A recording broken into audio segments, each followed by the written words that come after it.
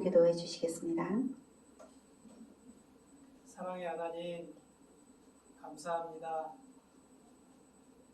주일 지난 3일 동안도 우리를 지켜주시고 평안 가운데 함께 하심을 감사합니다. 아멘. 이 시간도 3일 예배로 모였사오니 하나님께서 성령의 충만함을 주셔서 하나님의 귀한 말씀으로 은혜받는 귀한 시간 되게 도와주옵소서. 아멘. 단위의 귀한 종 세우셨습니다. 하나님의 말씀을 증거하실 때 하나님이 함께하여 주셔서 아멘. 우리에게 꼭 필요한 말씀으로 은혜의 시간이 되게 하여 주시고 아멘. 생명의 말씀을 우리가 받을 때 아멘으로 받아서 세상에 나가 살 때에 이 생명의 말씀이 삶의 터전에서 빛이 되게 하시고 아멘. 소금이 되는 귀한 역사들이 일어나는 우리 믿음의 공동체가 되게 도와주옵소서. 아멘. 모든 말씀 우리를 구원하신 예수님의 이름으로 기도합니다. 아멘. 은혜로운 기도 감사합니다. 오늘 하나님의 말씀은 잠언 16장 18절과 사무엘하 7장 13에서 16절 말씀입니다. 먼저 잠언 16장 18절은 구약성경 928쪽입니다. 그리고 사무엘하 7장 13에서 16절은 구약성경 473쪽입니다. 928, 473.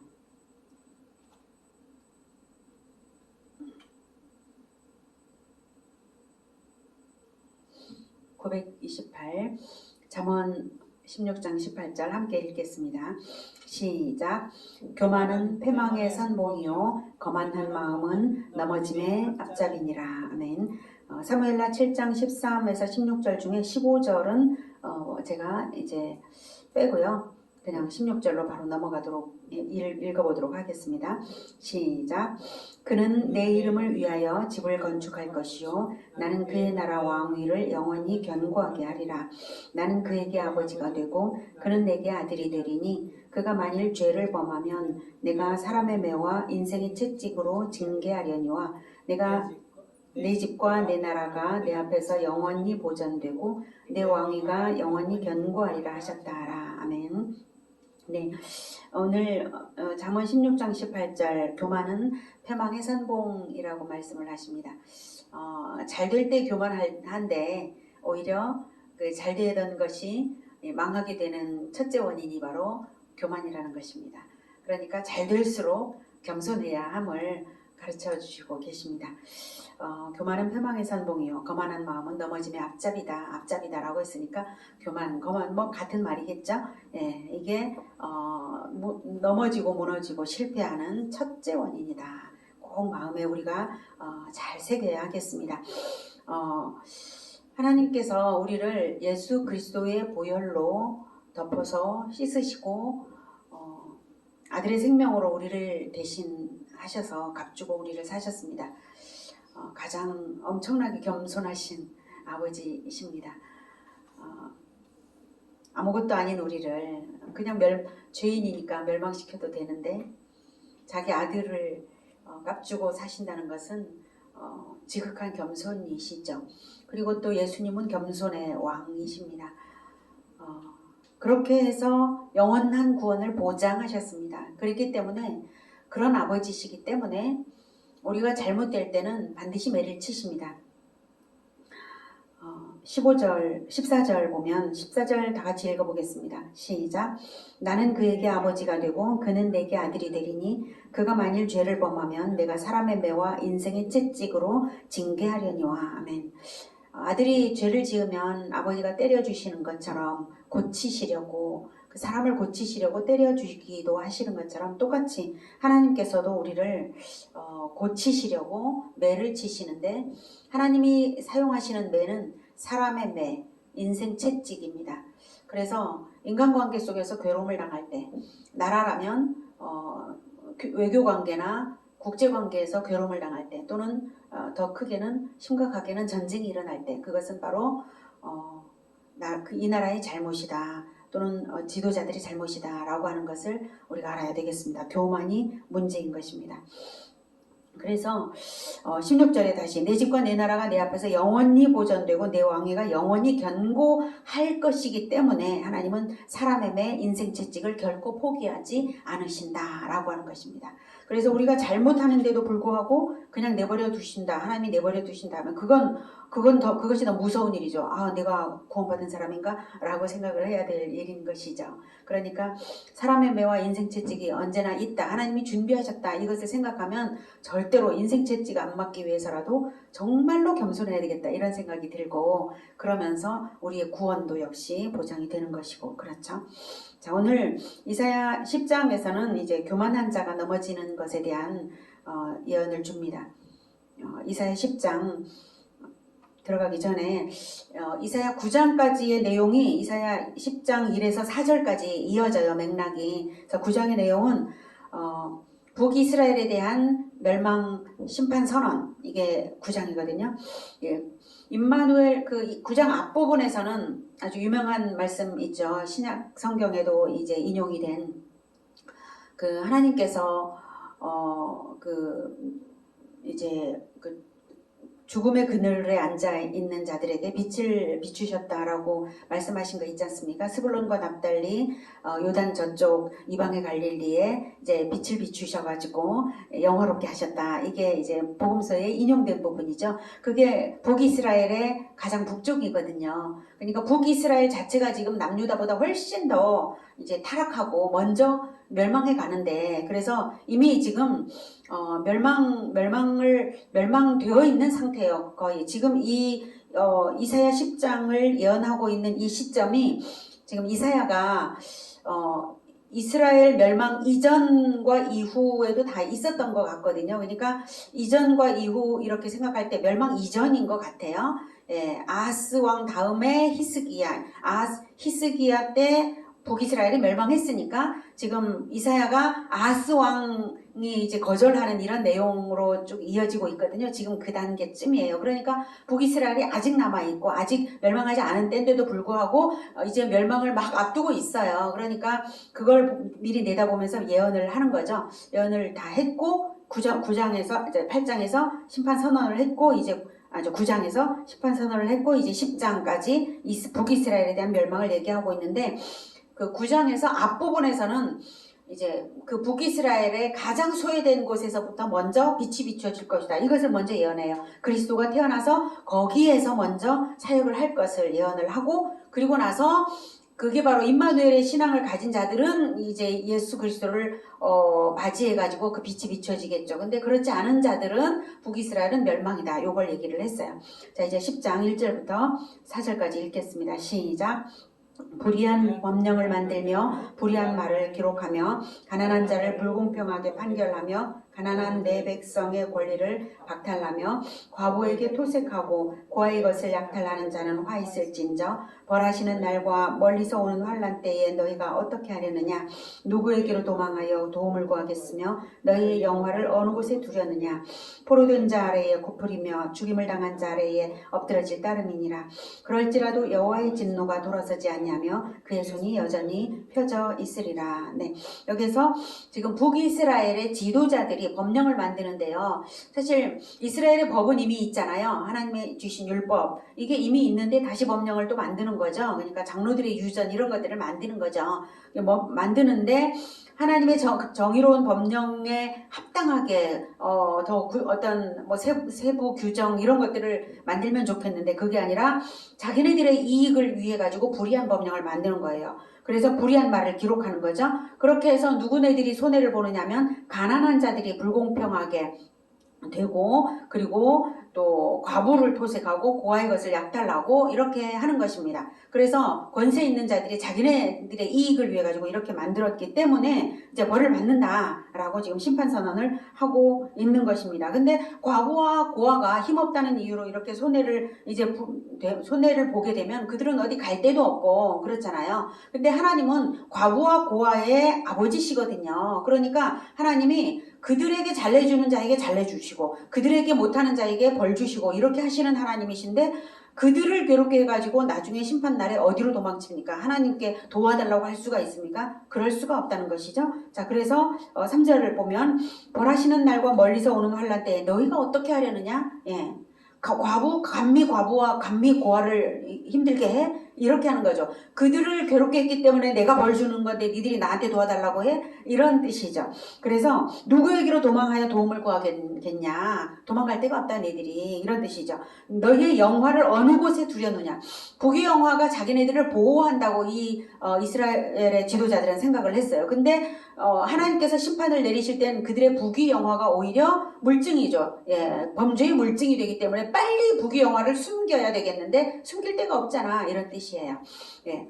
그리고 3절에 보면 벌하시는 날과 멀리서 오는 환난 때라고 표현을 하죠. 이것은 멀리서부터 전쟁이 와서 너희들을 심판하는 심판의 도구로 전쟁을 사용하신다라고 하는 것을 암시합니다. 그래서 아수르와 바벨론의 침략으로 결국에는 이제 멸망을 당하는 것입니다. 북이스라엘은 아수르의 침략으로 멸망을 당하는 것이죠. 자, 이제 그래서 4절에 결국 너희들이 당할 것은 포로된 자 아래에서 구풀이며 죽음을 당한 자 아래에서 엎드러질 때, 그러니까 옆에 바로 사람이 죽어 넘어지는 옆에서 그 죽음을 당할까봐 공포에 떠는 이 정도밖에 너희들이 당할 게 다른 것이 없다. 그럴지라도 여호와의 진노가 돌아서지 아니하며 그의 손이 여전히 펴져 있으리라. 여전히 펴져 있다는 것은 과거에 출애굽 때 모세가 이집트를 향해 가지고 손을 펴가지고 이렇게 이제 심판을 명령하는 그런 것처럼 여전히 그 심판을 명령하는 그 손이 펴져 있을 것이다, 이런 뜻이에요. 네. 자, 그다음 5절부터는 이제 아수르에 대한 심판 예언입니다. 아까 4절까지 북이스라엘을 멸망할 것이다 선언했는데 그것은 아수르를 사용해서 멸망시키실 거거든요, 하나님께서. 근데 이제는 5절부터는요 아수르에 대한 심판 선언입니다. 함께 읽겠습니다. 시작. 아수르 사람은 화 있을진저 그는 내 진노의 막대기요 그 손의 몽둥이는 내 분노라. 내가 그를 보내어 경건하지 아니한 나라를 치게 하며 내가 그에게 명령하여 나를 노하게 한 백성을 쳐서 탈취하며 노략하게 하며 또 그들을 길거리에 진흙같이 짓밟게 하려 하거니와 그의 뜻은 이같지 아니하며 그의 마음이 생각도 이같지 아니하고 다만 그의 마음은 허다한 나라를 파괴하며 멸절하려 하는도다. 그가 이르기를 내 고관들은 다 왕들이 아니냐. 갈로는 갈그미스와 같지 아니하며 하맛은 아르밧과 같지 아니하며 사마리아는 다메섹과 같지 아니하냐. 네. 먼저 19절까지 쭉 이제 아수르에 대한 심판을 예언할 건데요. 하나님은 사람의 매와 인생 채찍을 사용하신다고 했습니다.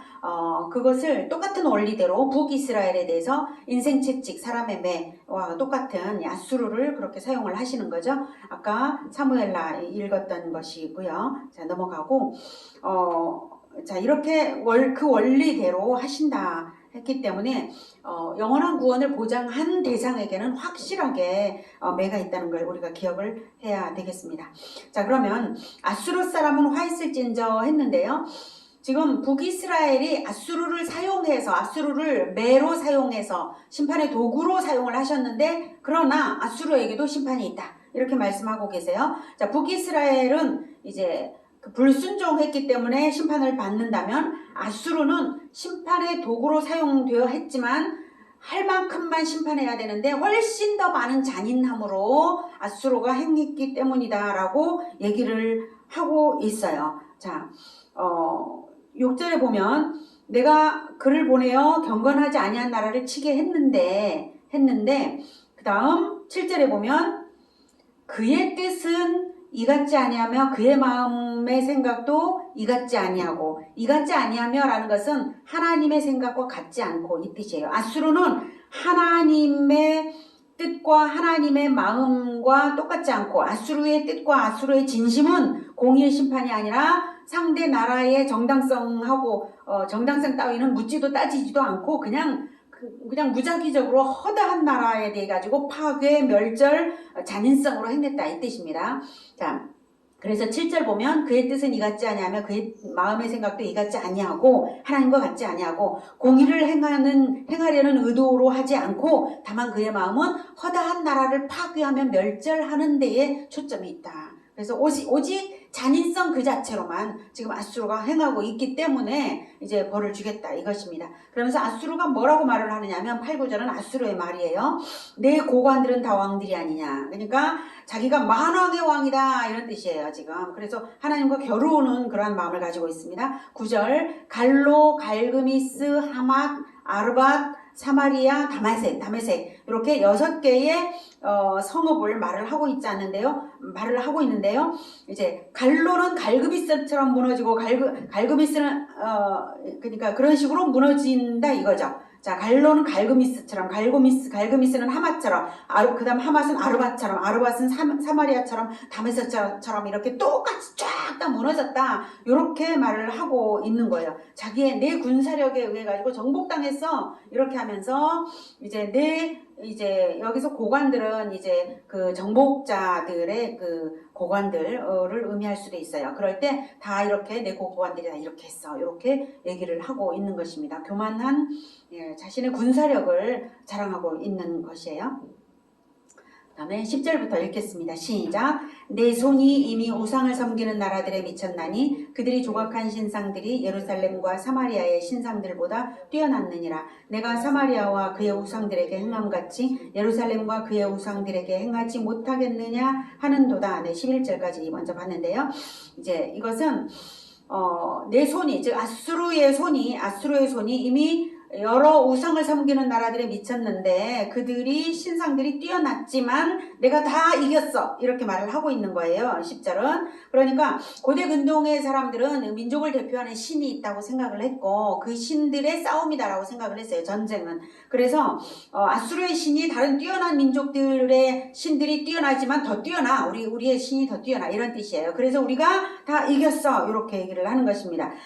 그런데 사마리아의 신들과 예루살렘의 신들은 그 이방의 신들보다도 뛰어나지 못한데, 자 10절에 예루살렘과 사마리아의 신상들보다 뛰어났느니라 라고 말하고 있죠. 그러니까 예루살렘에도 우상이 있고 사마리아에도 우상이 있는데 그들의 우상은 다른 이방들보단 뛰어나지 못해. 그러니까 뭐 별거겠어?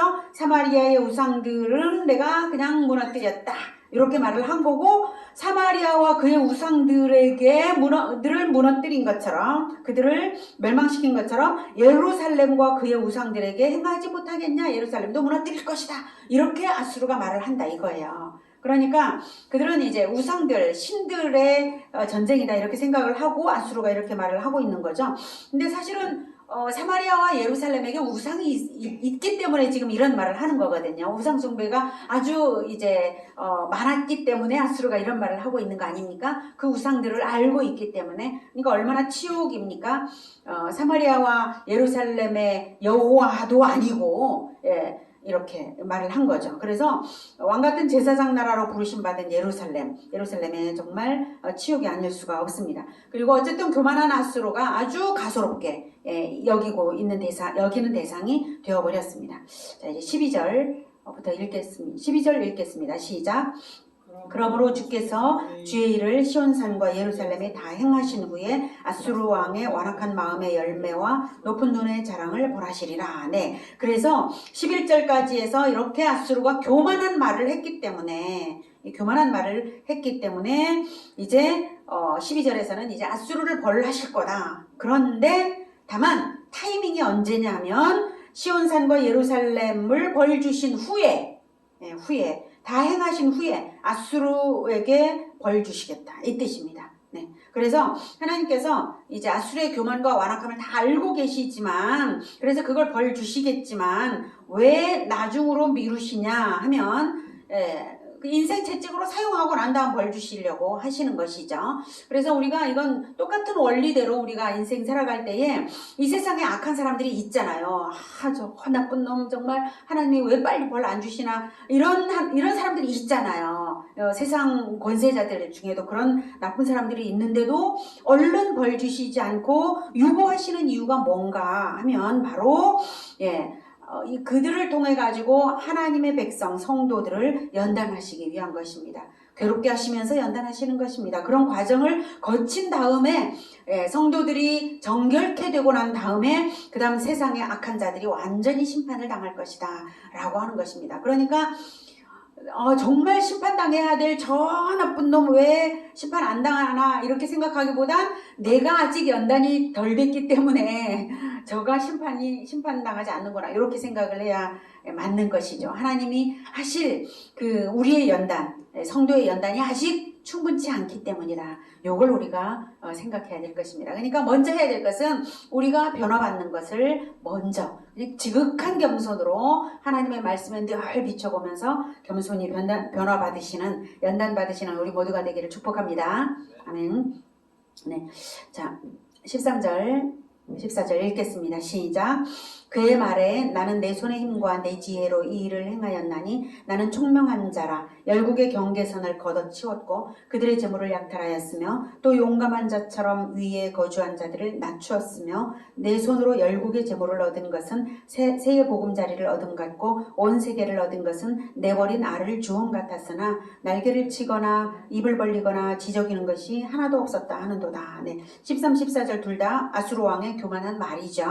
열국을 얻은 것이 마치 새 둥지에서 알을 꺼내는 것처럼 아무 저항도 어려움도 없이 너무 쉬웠어 이렇게 말을 하는 거예요.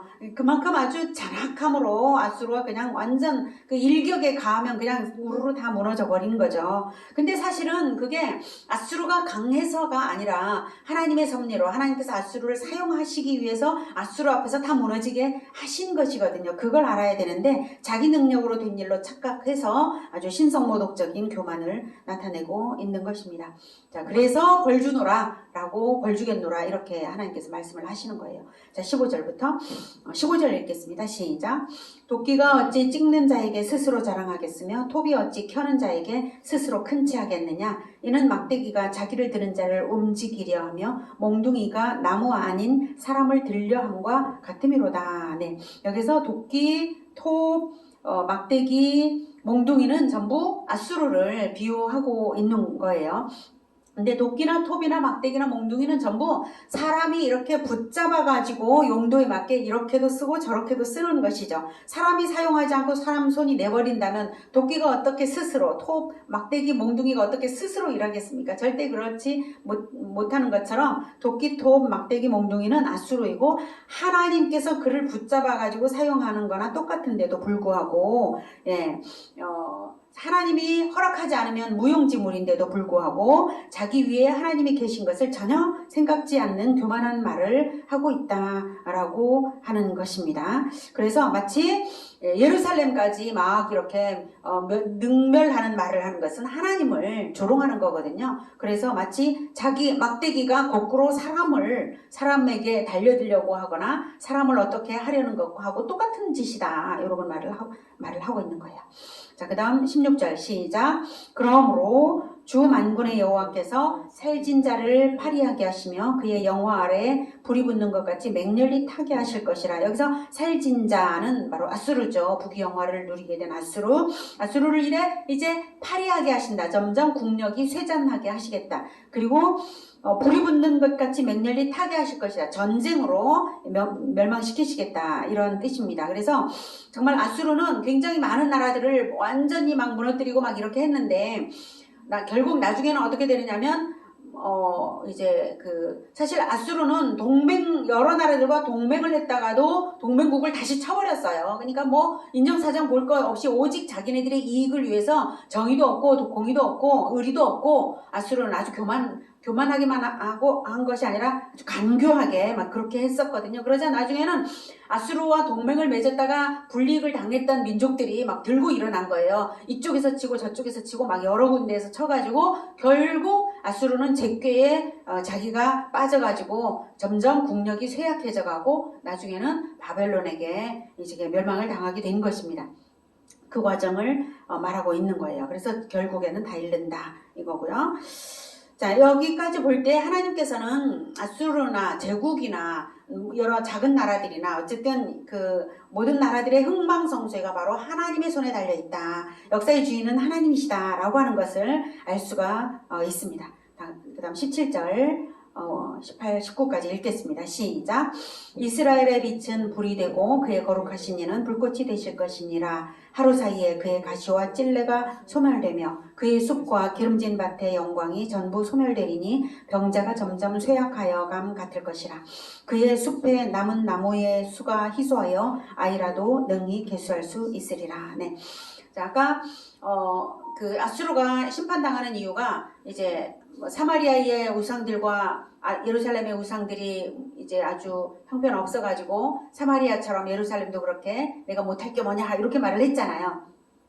그렇게 예루살렘을 능멸했기 때문에 그게 하나님을 능멸한 것이기 때문에 심판을 당하는 것인데, 그러나 이제 그 심판을 해서 아수르를 멸망시키는 것은 바로 이스라엘의 빛이 바로 그렇게 한다 이 뜻이에요. 17절 이스라엘의 빛 그의 거룩하신 이는 바로 하나님을 말하는 거죠. 그래서 이스라엘의 빛이 불이 되어서 아수르를 불살릴 것이다 이런 뜻이에요. 그럴 때 다 거의 다 불살라져 가지고 그 숲이 불살라지는 것처럼 그냥 그 산불이 나면 너무나 빠르게 아주 순식간에 타잖아요. 거기에서 이제 그 17절에 보면 가시와 찔레가 하루 사이에 소멸되잖아요. 가시와 찔레가 뭐겠어요? 산불이 나는데, 그죠?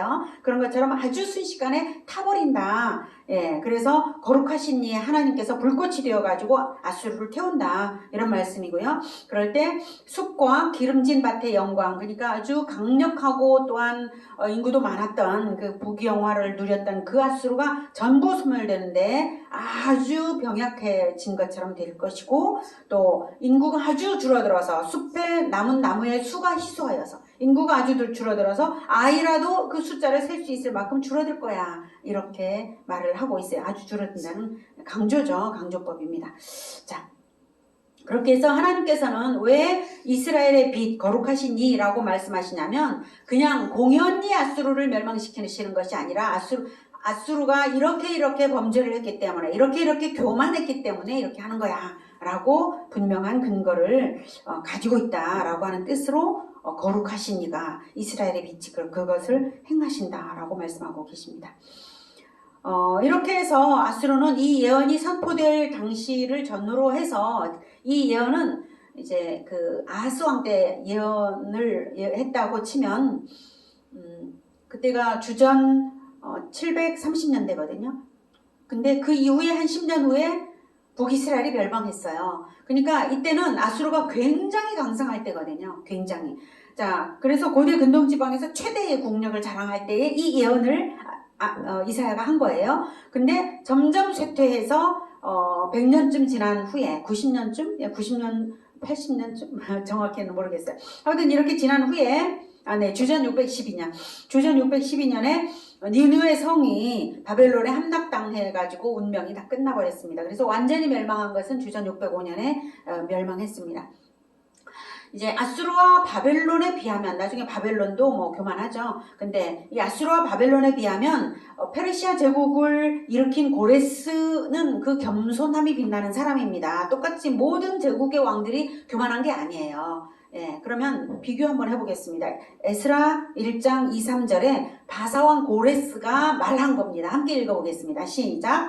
바사왕 고레스는 말하노니 하늘의 하나님 여호와께서 세상 모든 나라를 내게 주셨고 나에게 명령하사 유다 예루살렘의 성전을 건축하라 하셨나니 이스라엘의 하나님은 참 신이시라. 너희 중에 그의 백성 된 자는 다 유다 예루살렘으로 올라가서 이스라엘의 하나님 여호와의 성전을 건축하라. 그는 예루살렘에 계신 하나님이시라. 이렇게 말했습니다. 너무나 놀라운 사람이죠. 예, 고레스는 페르시아가 시작될 때에 하나님이 고레스에게 주시려고 유혈 전쟁을 하지 않고 제국을 일으켜버린 사람이에요. 그러니까 너무 놀라운 일이 벌어진 거죠. 그러니까 전쟁을 하려고 갔는데 그 성에서 아예 문을 열어가지고 성문을 열어가지고 고레스 편을 드는 사람들이 성문을 열어가지고 항복해가지고는 그냥 무혈 정복하고 이런 일들이 벌어졌던 이런 사람이 바로 바사왕 고레스입니다.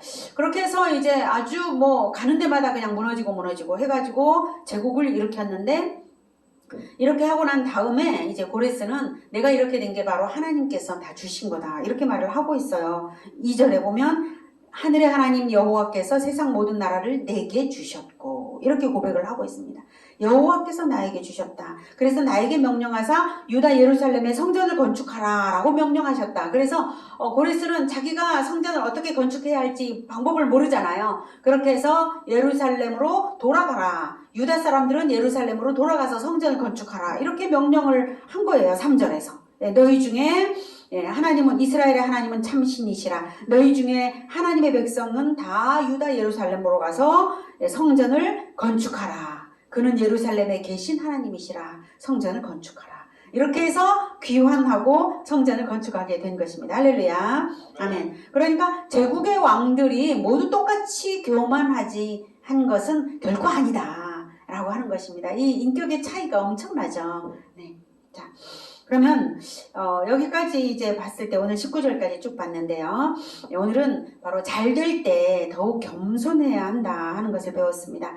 영원한 구원을 주셨기 때문에 우리에게 주신 것이 너무 많습니다. 그래서 하나님께서는 사람의 매, 인생 채찍을 준비하셔서 혹여라도 잘못된 길을 가거나 교만하면 그때 한 대씩 때려주시면서 반듯하게 가게 하시는 것입니다.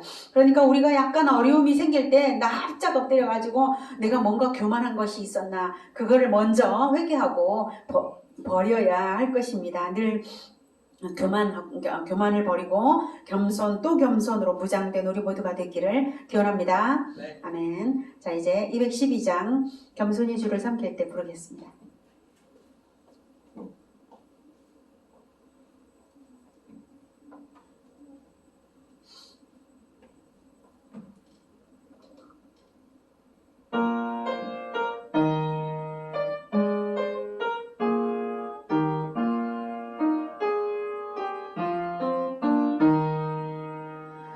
겸손히 주를 섬길 때 외로운 일은 많으나 구주여 내게 힘 주사 잘 감당하게 하소서.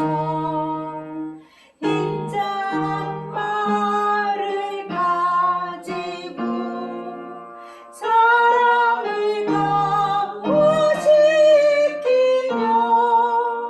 갈 길을 잃은 무리를 잘 인도하게 하소서. 구주의 귀한 인내를 깨달아 알게 하시고 굳건한 믿음 주셔서 늘 승리하게 하소서. 장래의 영광 비추사 소망이 되게 하시며 구주와 함께 살면서 참 평강 얻게 하소서. 아멘. 네, 수고했습니다. 잘했어. 최고. 네.